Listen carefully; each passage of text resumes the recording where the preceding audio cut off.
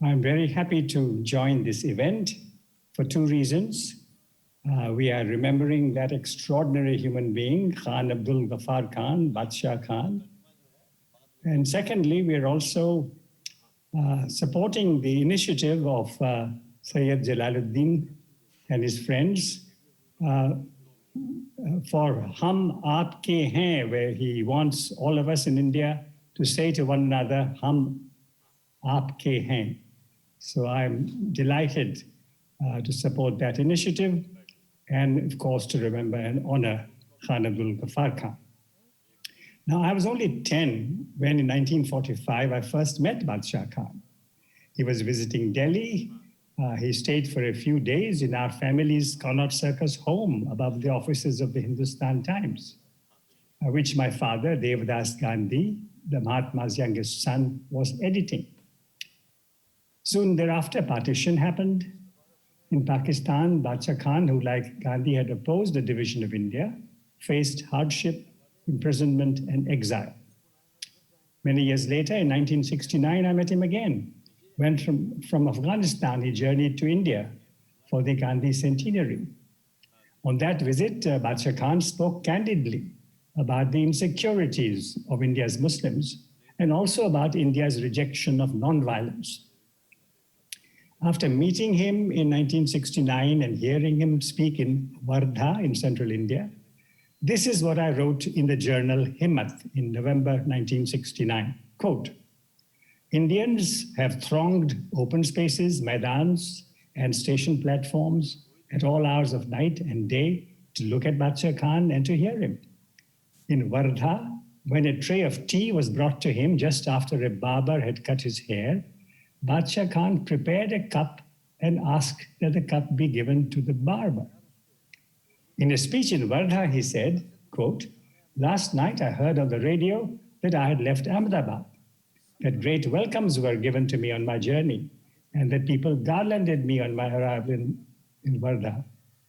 But he continued, but the radio did not say what I said, unquote.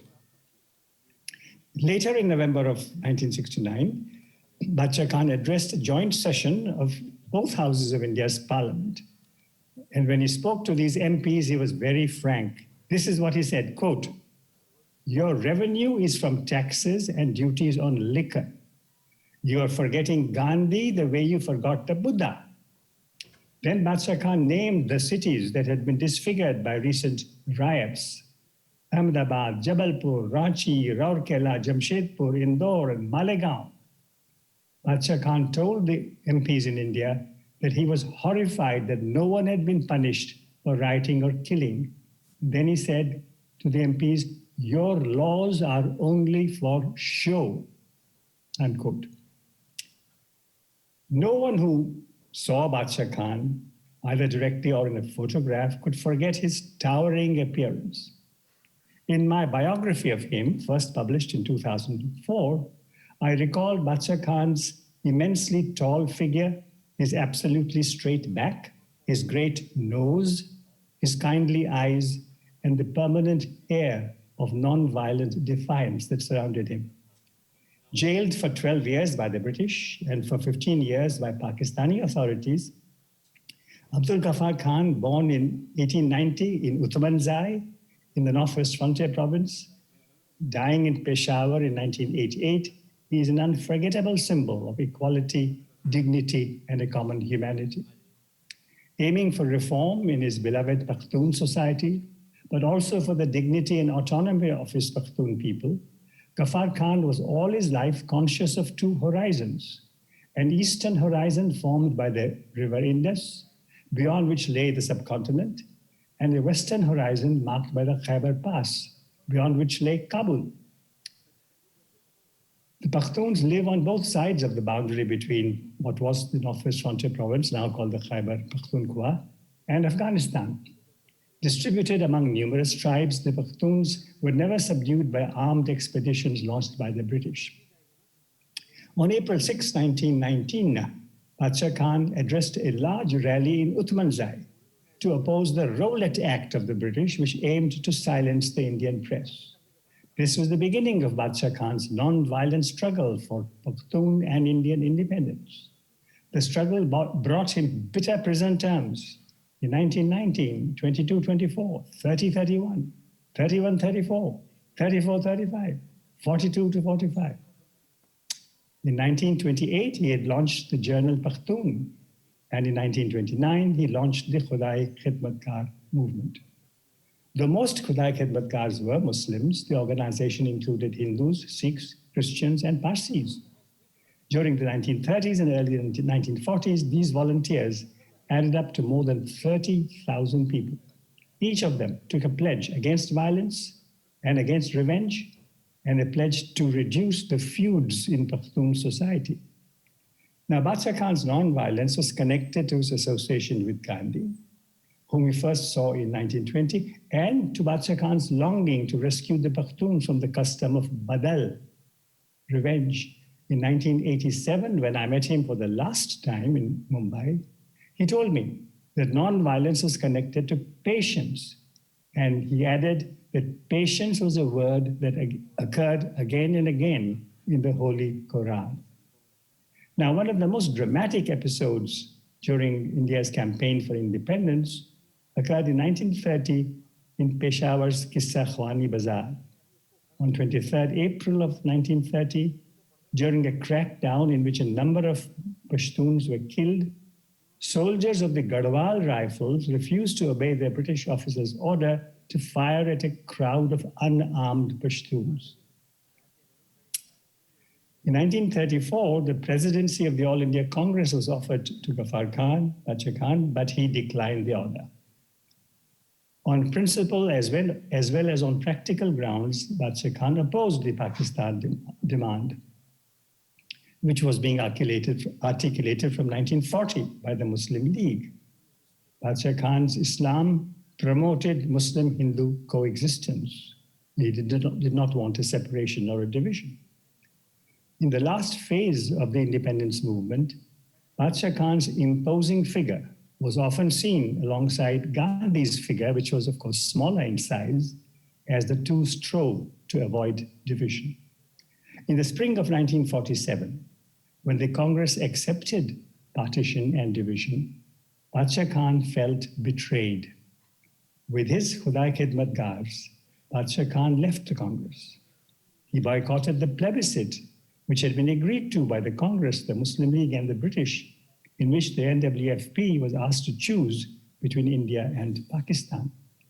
Badshah Khan's view was that in the poisonous climate of 1947, a call to join India would be labeled as a call to abandon Islam, and it would lead to violence on an unimaginable scale. From 1965 until his death, Badshah Khan divided his time between Pakistan and Afghanistan, where he wrote an autobiography and where in the town of Jalalabad he built a home for himself. His death in 1988 in a Peshawar hospital was followed by last rites in which the Prime Minister of India and the President of Pakistan joined. It was also followed by an unprecedented procession of tens of thousands of Pakhtuns who accompanied Badshah Khan's coffin across the Khyber Pass to Jalalabad, where by his choice he was buried.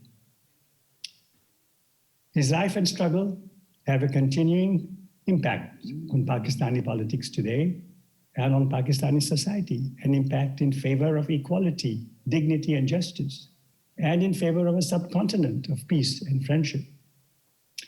We remember him as a great warrior who endured long prison terms and solitary confinements, and who presented to his Pakhtuns, a people steeped in the culture of revenge and the gun.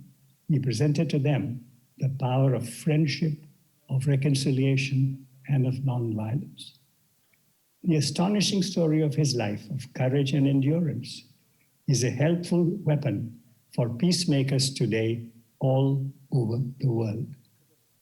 Also, the story of his life and of his courage strengthens our spirit and morale in India as we face assaults in India on democracy, equality, and human rights.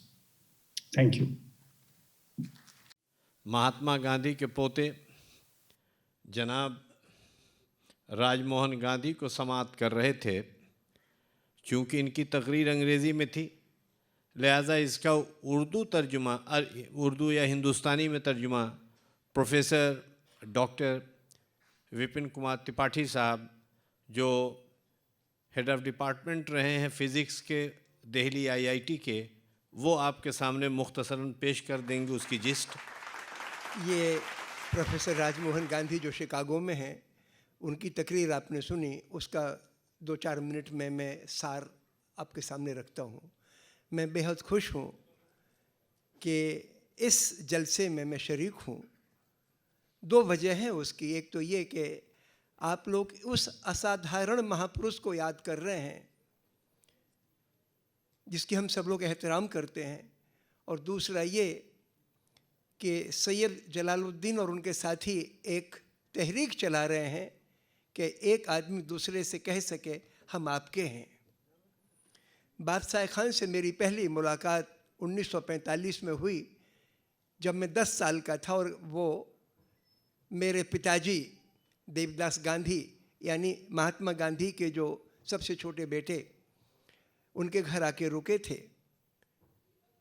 और उस वक़्त हम लोग दिल्ली में रहते थे। उसके दूसरी मुलाकात मेरी 1969 में हुई, जब बादशाह खान पाकिस्तान से हिंदुस्तान आए।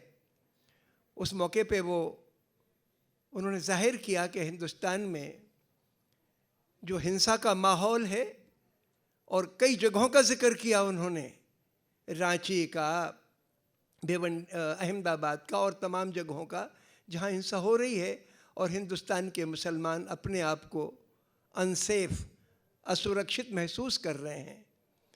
जब वो वर्धा गए तो उन्होंने कहा कि कल रात मैंने एक तकरीर रेडियो, ऑल इंडिया रेडियो पे सुना कि जगह जगह मैं जाता हूँ तो लोग देखने के लिए उमड़ पड़ते हैं, लेकिन उन्होंने ये नहीं बताया कि मैं कहता क्या हूँ लोगों से। बाद में जब वो पार्लियामेंट आए तो दोनों सदनों का एक साझा सेशन हुआ। उस सेशन में उन्होंने कहा कि आप लोग शराब के आमदनी से आपका खजाना चलता है, आप गांधी का रास्ता भूल गए, जिस तरीके से आपने बुद्ध का रास्ता बुद्ध को भूल गए। आपके यहाँ फसाद होते हैं, लेकिन किसी पर कोई कार्रवाई नहीं होती, कोई सज़ा नहीं होती, तो आपके कानून सिर्फ कागजी हैं। बहुत दर्द के साथ उन्होंने ये बातें रखी थी। उसके बाद खान अब्दुल गफ्फार खां पूरे हिंदुस्तान के इलाकों में घूमे, फिर चले गए।